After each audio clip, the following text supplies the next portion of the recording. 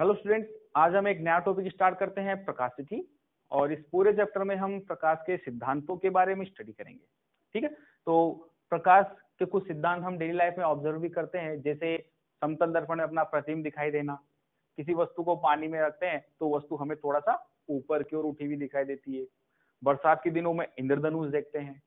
ठीक है, दिन के समय आकाश नीला दिखाई देता है और शाम के समय थोड़ा सा लाल दिखाई देता है। तो ऐसे बहुत सारे सिद्धांत हम डेली लाइफ में देखते हैं। ठीक है बच्चों, अब इनके पीछे क्या लॉजिक है हम इन्हें यहाँ समझेंगे। उससे पहले हम प्रकाश के कुछ बिंदु यहाँ पे देख लेते हैं। तो प्रकाश जो है बच्चों ऊर्जा का फॉर्म है। ठीक है, मतलब प्रकाश सन से अर्थ तक जो आ रहा है वो ऊर्जा की फॉर्म में आ रहा है। ये कोई वस्तु नहीं है जिसे हम पकड़ सकें। ठीक है, अगला बिंदु है प्रकाश की दोहरी प्रकृति होती है। मतलब प्रकाश कण प्रकृति में भी हो सकता है और तरंग प्रकृति में भी हो सकता है। तो जैसी रिक्वायरमेंट होती है, जिस सिद्धांत की जैसी रिक्वायरमेंट वैसा ही हम उस प्रकाश की प्रकृति मान लेते हैं। तो कुछ सिद्धांतों को कण प्रकृति के आधार पर समझाया गया है और उन कणों को हम क्या बोलते हैं, फोटोन। और इसके बारे में हम स्टडी करेंगे क्वांटम प्रकाशिकी में। और कुछ सिद्धांतों को तरंग के आधार पर समझाया गया है। ठीक है बच्चों, तो सबसे पहले हम यहाँ पे तरंग के बारे में देखते हैं। ठीक है, तो प्रकाश जो है बच्चों एक विद्युत चुंबकीय तरंग है। अब विद्युत चुंबकीय तरंगें क्या होती है समझिए। विद्युत चुंबकीय तरंगों में विद्युत क्षेत्र और चुंबकीय क्षेत्र होता है। ठीक है, मतलब क्या हुआ कि प्रकाश मान लीजिए इधर गति कर रहा है तो इसके लंबवत, इसके संचरण की दिशा के लंबवत विद्युत क्षेत्र कंपन करेगा और इस विद्युत क्षेत्र के लंबवत चुंबकीय क्षेत्र कंपन करेगा। ठीक है, तो हम बोल सकते हैं विद्युत क्षेत्र इस तल में कंपन कर रहा है और चुंबकीय क्षेत्र इस तल में कंपन कर रहा है और प्रकाश की संचरण की दिशा इधर है। तो तीनों एक दूसरे के लंबवत हुए कि नहीं हुए। ठीक है, तो विद्युत चुंबकीय तरंगों में संचरण की दिशा, विद्युत क्षेत्र और चुंबकीय क्षेत्र जो है एक दूसरे के लंबवत होते हैं। और विद्युत चुंबकीय तरंगों के और भी एग्जाम्पल है, जैसे रेडियो तरंगे, अल्ट्रावायलेट, इंफ्रारेड, एक्स रेज, ऐसे बहुत सारे एग्जाम्पल है। ठीक है, तो बच्चों एक पूरा स्पेक्ट्रम बनता है विद्युत चुंबकीय तरंगों का और उनमें एक छोटा सा भाग होता है प्रकाश का। और उस प्रकाश की जो तरंग दैर्घ्य होती है वो 400 नैनोमीटर से 750 नैनोमीटर तक होती है। तो इस भाग की जो तरंगें होती है उन्हें हम प्रकाश बोलते हैं। ठीक है, और उस प्रकाश में 7 रंग होते हैं। 7 रंग कौन कौन से, विबग्योर मतलब violet, indigo, blue, green, yellow, orange and red. तो इस तरह से 7 कलर होते हैं फंडामेंटल कलर। इनमें सबसे ज्यादा तरंग दैर्घ्य कौन से कलर की होगी, इस रेड कलर की, और सबसे कम होगी किसकी, वॉयलेट कलर की। नीट 2019 में क्वेश्चन पूछा गया था बच्चों कि सबसे बड़ी तरंग दैर्घ्य कौन से कलर की होती है, तो बच्चों कौन से कलर की हुई, रेड कलर की। ठीक है, अब इनमें ये जो येलो कलर होता है इसको हम माध्य कलर भी बोलते हैं, ये मीन कलर होता है बच्चों। तो आपको ध्यान रखना है इन चीजों के बारे में। तो अब बात करते हैं आवृत्ति की। तो जो आवृत्ति है वो तरंग दैर्घ्य के व्युत्क्रमानुपाती होती है, मतलब इनवर्सली प्रोपोर्शनल होती है। तो हम बोल सकते हैं कि जिसकी तरंग दैर्घ्य सबसे ज्यादा उसकी आवृत्ति सबसे कम हो जाएगी और सबसे ज्यादा आवृत्ति किसकी होगी, वॉयलेट कलर की। ठीक है बच्चों, तो वॉयलेट से रेड की तरफ बढ़ेंगे तो आवृत्ति क्या होगी, कम होगी, और तरंग दैर्घ्य क्या होगी, बढ़ेगी। ठीक है, अब बात करते हैं अगले पॉइंट की। तो अगले पॉइंट में लिखा है प्रकाश की निर्वात में चाल होती है c बराबर 3 × 10⁸ मीटर पर सेकंड। ये हमें वैल्यू याद रखनी है। और ये भी ध्यान रखना बच्चों कि प्रकाश निर्वात में सबसे तेज गति करता है। ठीक है, और जैसे ही किसी दूसरे माध्यम में प्रवेश करता है तो फिर प्रकाश की चाल कम हो जाती है। ठीक है बच्चों, अगला पॉइंट देखें। अगले पॉइंट में एक फॉर्मूला लिखा है v बराबर n लैम्डा। तो v होता है प्रकाश का वेग, ठीक है, n हो जाता है आवृत्ति, और लैम्डा है प्रकाश की तरंग दैर्घ्य या जो भी तरंग है उसकी तरंग दैर्घ्य। ये सूत्र हमें याद रखना है। ठीक है, बहुत इंपॉर्टेंट है। अब इनमें जो वेग है वो केवल माध्यम पर निर्भर करता है, आवृत्ति स्रोत पर निर्भर करती है। ठीक है, लेकिन लैम्डा जो है वो माध्यम और स्रोत दोनों पर निर्भर करता है। तो बच्चों समझते हैं इस चीज को। जैसे मान लीजिए यहाँ पे कोई स्रोत, मैं कोई एक स्रोत ले लेता हूँ और यहाँ पे बहुत सारे माध्यम बना देता हूँ कि इस स्रोत से जो तरंगे जाती है वो ऐसे बहुत सारे माध्यमों में प्रवेश करती है। तो क्या होगा बच्चों कि यहाँ से जो तरंगे जा रही है उनमें हर माध्यम में आवृत्ति तो फिक्स रहेगी, हर माध्यम में n आवृत्ति है, क्योंकि केवल स्रोत पर निर्भर करती है, स्रोत एक ही है। लेकिन लैम्डा की और वेग की बात करें तो माध्यम बदलने के साथ, देखिए आप लैम्डा और वेग माध्यम पर निर्भर करते हैं, तो माध्यम बदलने के साथ हर माध्यम में तरंग दैर्घ्य जो है वो अलग अलग हो जाएगी बच्चों। ठीक है, और वेग भी हर माध्यम में क्या होगा, अलग अलग होगा। ठीक है, अब देखते हैं अगला पॉइंट। अगले पॉइंट में लिखा है कि प्रकाश जो होता है वो अनुप्रस्थ प्रकृति का होता है। अब ये अनुप्रस्थ प्रकृति मतलब क्या है, तो बच्चों समझिए, ऐसी तरंगे जिनमें संचरण की दिशा और जो कंपन होता है अगर एक दूसरे के लंबवत हो तो हम बोलते हैं वो अनुप्रस्थ तरंगे होती है। यहाँ पर यही तो होता है बच्चों, ये विद्युत चुंबकीय तरंग है। हमने बोला कि इसमें संचरण की दिशा इधर है, तो आपको पता है बच्चों विद्युत क्षेत्र इस तरह से कंपन करता है। ठीक है, तो बच्चों ये तो इस तल में कंपन कर रहा है और संचरण की दिशा इधर है, तो बच्चों यहाँ एक दूसरे के लंबवत हुए कि नहीं हुए दोनों, तो इन तरंगों को क्या बोलते हैं, अनुप्रस्थ तरंगे। एक और टाइप होता है अनुदैर्ध्य तरंगे, उनमें क्या होता है, संचरण की दिशा और कंपन एक दूसरे के अनुदिश होते हैं। जैसे ध्वनि तरंगे होती है, तो उसमें क्या होगा, अगर ध्वनि तरंगे इस दिशा में गति कर रही है तो उसमें कंपन भी इसी दिशा के अनुदिश होंगे, तो उन तरंगों को बोलते हैं अनुदैर्ध्य तरंगे। तो बच्चों हमें याद रखना है कि प्रकाश अनुप्रस्थ प्रकृति का होता है और ध्वनि तरंगे होती है अनुदैर्ध्य प्रकृति की। तो बच्चों अब पढ़ते हैं प्रकाशिकी का क्लासिफिकेशन। प्रकाशिकी को 3 भाग में विभक्त किया है। तो बच्चों अब पढ़ते हैं प्रकाशिकी का क्लासिफिकेशन। तो प्रकाशिकी को 3 भाग में विभक्त किया गया है। पहला है किरण प्रकाशिकी, दूसरा तरंग प्रकाशिकी और तीसरा क्वांटम प्रकाशिकी। ठीक है, क्वांटम प्रकाशिकी में प्रकाश की कण प्रकृति को पढ़ते हैं और उन कणों को बोला जाता है फोटोन, और वहां जो सिद्धांत आता है वो होता है प्रकाश विद्युत प्रभाव। ठीक है, बात करते हैं किरण प्रकाशिकी और तरंग प्रकाशिकी। तो समझिए बच्चों, इस किरण प्रकाशिकी में हम ये मान के चलते हैं कि प्रकाश की तरंगदैर्घ्य वस्तु के आकार की तुलना में काफी छोटी होती है। अब ये वस्तुएं कौन सी है, जैसे कि ये मार्कर, डस्टर, ठीक है, कोई भी दर्पण, कोई भी लेंस, तो उनके बारे में ये बोल रहा है। ठीक है, तो जैसे मान लीजिए कोई यहाँ पे दर्पण है और इस पे प्रकाश टकरा रहा है, ठीक है, इस पे जाके आपतित हो रहा है। तो बच्चों इस प्रकाश की जो तरंगदैर्घ्य होती है, उस तरंगदैर्घ्य का आकार हमें पता है 400 नैनोमीटर के आसपास होता है, और वस्तु का आकार तो इसकी तुलना में काफी बड़ा होता है। ठीक है, तो उस समय ये जो वस्तु है वो इस तरंगदैर्घ्य को कंसीडर नहीं करती, उसको ये तरंगदैर्घ्य दिखाई नहीं देती। ये वस्तु बोलता है कि प्रकाश जो है वो आ उसी की तरफ रहा है, लेकिन तरंग की फॉर्म में नहीं, एक सरल रेखा में आ रहा है।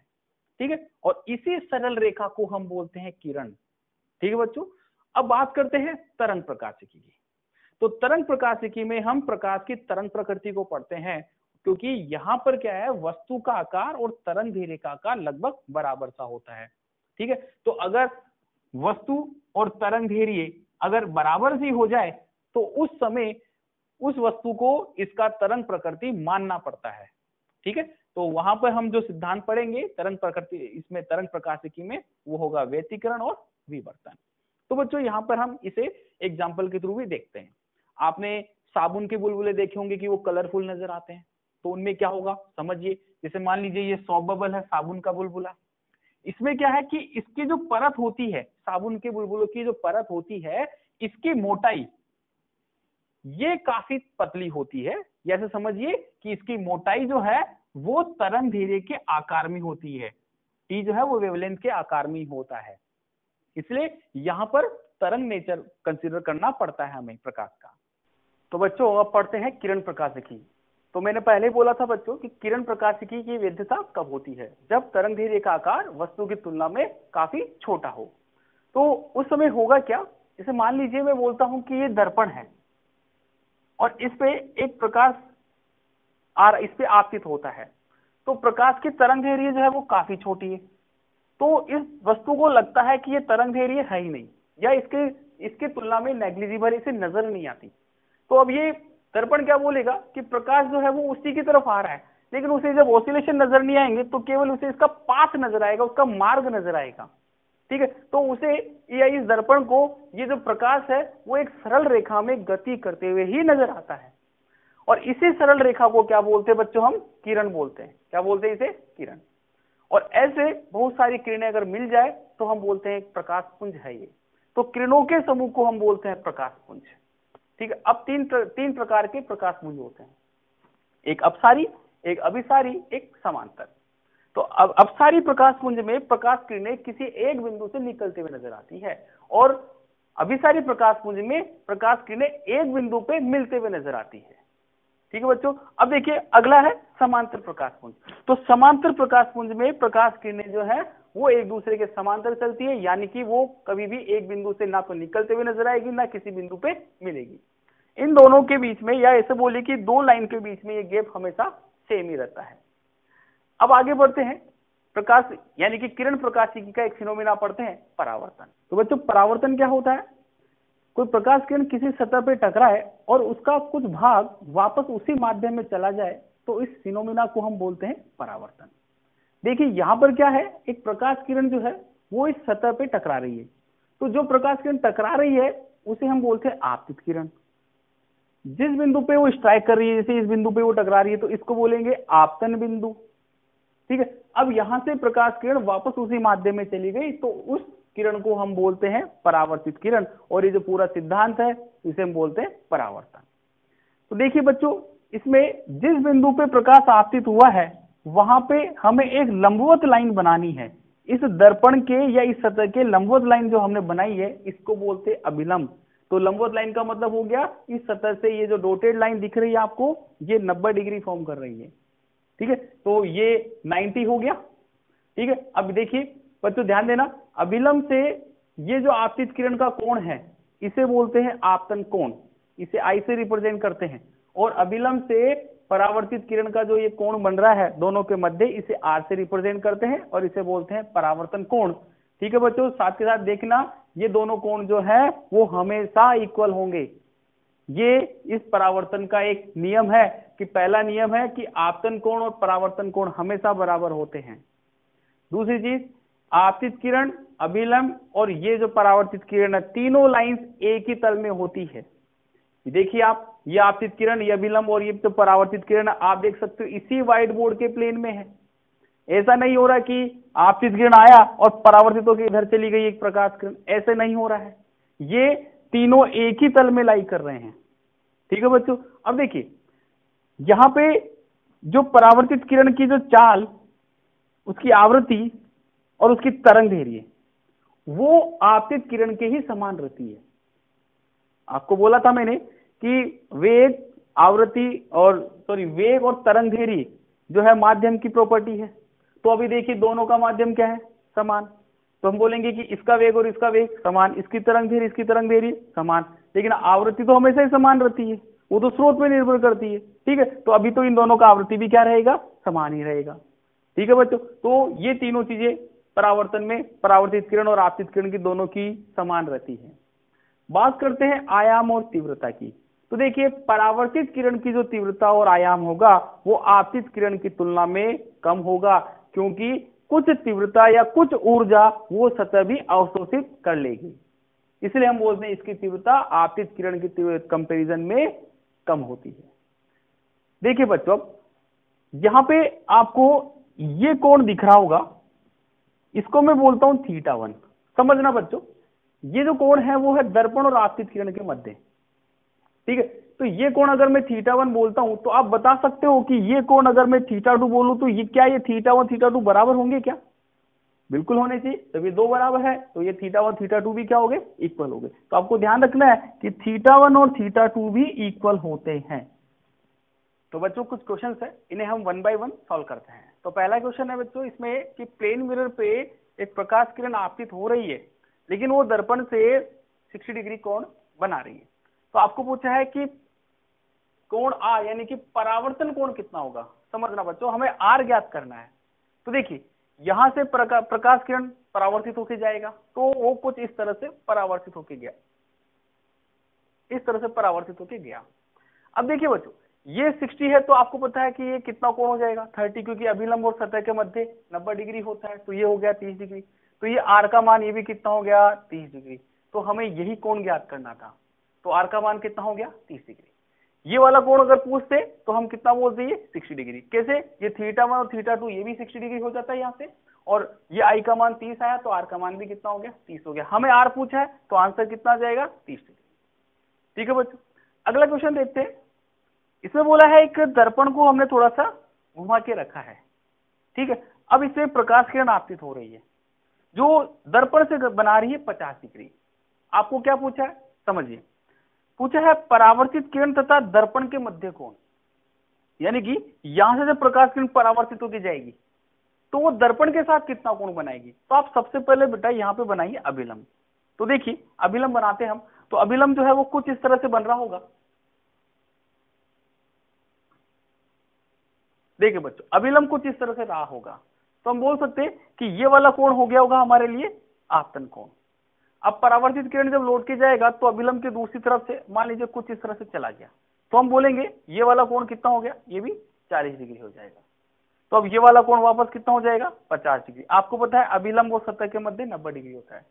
तो आप ऐसे भी इसे ज्ञात कर सकते थे कि अगर ये 50 था तो इधर ये परावर्तित किरण के साथ भी कितना कोण होगा, 50 डिग्री। कैसे, ये θ1 बन जाता, ये θ2 बन जाता और ये दोनों I और R ये बन गए। ठीक है, हमें क्या पूछा है, परावर्तित किरण तथा दर्पण के मध्य कोण, मतलब हमें ये 50 डिग्री जो बन रहा है ये वाला कोण हमें पूछा है 50 डिग्री। तो आंसर आ जाएगा 50 डिग्री। ठीक है बच्चों, अगला क्वेश्चन देखते हैं, थोड़ा ध्यान से समझना इसे। क्वेश्चन में बोला है एक दर्पण को हॉरिजॉन्टल यानी कि क्षैतिज से 30 डिग्री हमने घुमा के रखा है। ठीक है, और जो प्रकाश किरण आ रही है वो ऊर्ध्वाधर नीचे की ओर है। ऊर्ध्वाधर नीचे की ओर मतलब इस हॉरिजॉन्टल से, दर्पण से नहीं हॉरिजॉन्टल से 90 डिग्री बनाते हुए। ठीक है, तो हम बोलेंगे ऊर्ध्वाधर नीचे की ओर प्रकाश किरण आपतित हो रही है, तो परावर्तित किरण तथा दर्पण के मध्य कोण ज्ञात करो। यानी कि यहां से जब एक प्रकाश किरण लौट के जाएगी तो उसका दर्पण के साथ कितना कोण बनेगा। तो बेटा ये वाला क्वेश्चन सॉल्व किया पुराना, तो हमें पता है यहाँ भी कुछ ऐसा ही कंसेप्ट लग रहा होगा। तो ऐसा करते, यहाँ से प्रकाश किरण को परावर्तित करते हैं, तो यहाँ से परावर्तित होके कुछ इस तरह से गया होगा। तो देखिए ये जो परावर्तित किरण मिली है इसका कोण ज्ञात करना है दर्पण के साथ, मतलब हमें ये वाला कोण ज्ञात करना है। समझिए बच्चों, यहां से लेकर यहां तक का कोण ज्ञात करना है, तो मैं इसे बोलता हूं ये पूरा एंगल थीटा है। अब देखिए हमने एक चीज पढ़ा है क्या, कि दर्पण और परावर्तित किरण के मध्य जो कोण होता है θ1 और θ2 का जो कंसेप्ट था, समझिए बच्चों से वही कंसेप्ट यहां लगा रहे हैं। तो अगर दर्पण और परावर्तित किरण के मध्य कोण अगर थीटा है, तो दर्पण और आपतित किरण के मध्य ये वाला कोण भी कितना होगा, थीटा होगा। तो देखिए हमें ये ज्ञात करना, मतलब ये ज्ञात कर ले तो अपना काम हो जाएगा।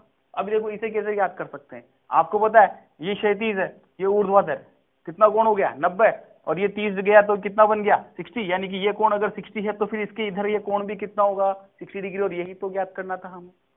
बच्चों क्लियर है ये चीज। तो अब देखिए अगला क्वेश्चन समझते हैं।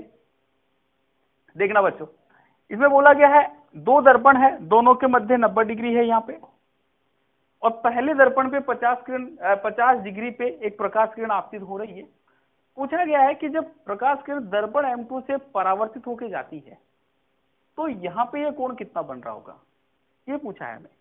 ठीक है बच्चों, तो देखिए यहाँ पे ये 50 है, तो इधर ये कोण भी कितना हो जाएगा 50 डिग्री। ये 50 और ये 90 कितना हो गया 140, तो फिर ये बचा हुआ कोण कितना हो गया 40 डिग्री। तो आप बोल सकते हो कि अगर ऐसा बोल सकते हो कि इस दर्पण के लिए ये जो किरण है ये आपतित किरण बन गई, इसकी तो है परावर्तित किरण, बट इस M2 के लिए ये क्या बन गई, आपतित किरण बन गई। तो हम बोलेंगे कि आपतित किरण परावर्तित होकर गई है, तो हम बोलेंगे यहाँ पे दर्पण और आपतित किरण के मध्य, और इधर दर्पण और परावर्तित किरण के मध्य कोण बराबर होगा कि नहीं होगा। तो यहाँ पे ये 40 है, तो फिर ये कोण भी कितना हो गया 40 डिग्री। तो हमें यही तो पूछा था थीटा का मान। ठीक है, तो आंसर आ जाएगा 40 डिग्री। तो बच्चों ये कुछ क्वेश्चन थे जिनकी हमें वापस प्रैक्टिस करनी है। अब आगे बढ़ते हैं।